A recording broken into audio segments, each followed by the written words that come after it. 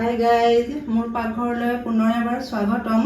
আজি এটা নতুন ভিডিঅ' লৈ আপোনালোকৰ ওচৰলৈ আহিলোঁ।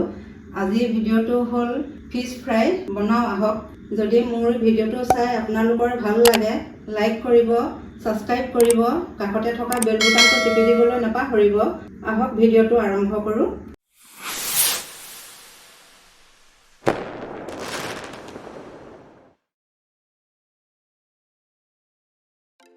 ফিছ ফ্ৰাই বনাবৰ বাবে মই লৈছোঁ ৰূপচন্দা মাছ।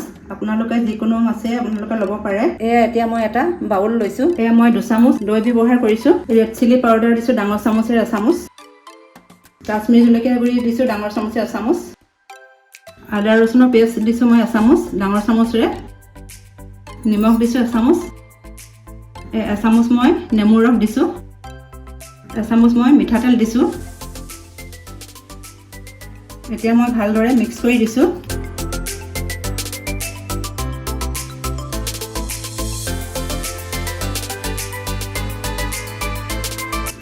এয়া মোৰ মছলাটো ৰেডি হৈ গৈছে। এতিয়া মই মাছত এনেদৰে লগাই দিম।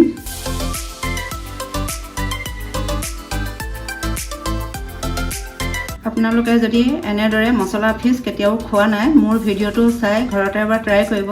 ভাল লাগিলে কমেণ্টত জনাবলৈ নাপাহৰিব।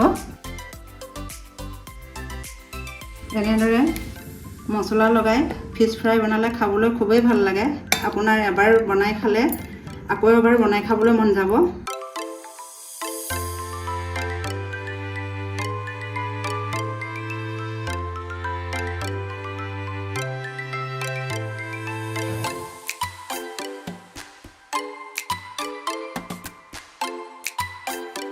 এনেদৰে মছলা লগাই আপোনালোকে 15 মিনিটৰ বাবে কভাৰ কৰি ৰাখিব।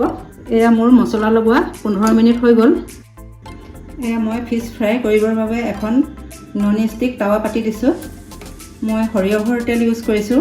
2 চামুচ মই সৰিয়হৰ তেল দিছোঁ। এনেদৰে আপোনালোকেও সৰিয়হৰ তেলত বনাব, তেতিয়া খাবলৈ বহুত টেষ্ট হয়। তেলটো ভালদৰে গৰম হ'বলৈ দিব। যিহেতু সৰিয়হৰ তেলৰ এটা কেঁচা গোন্ধ আছে, কেঁচা গোন্ধটো যোৱালৈকে আপোনালোকে ভালদৰে গৰম কৰি ল'ব। এয়া মোৰ তেল গৰম হৈ গ'ল। এতিয়া মই তেলত মাছ দি দিছোঁ।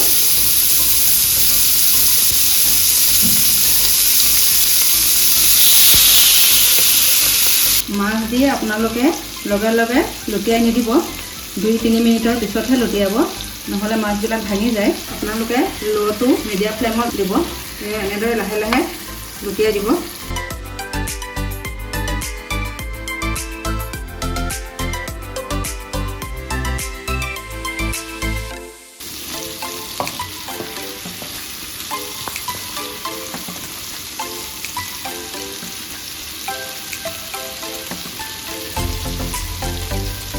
এয়া এনেদৰে আপোনালোকে 15 মিনিট ফ্ৰাই কৰিব। 15 মিনিটত কমপ্লিট হৈ যায়।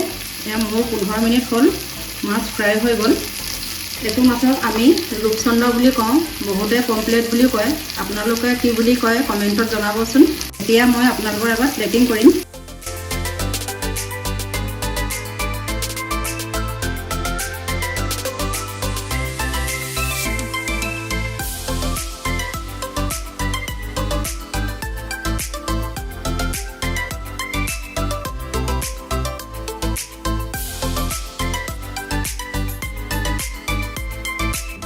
এয়া আপোনালোকৰ আগত কমপ্লিট ফিছ প্লেটিং কৰিলোঁ।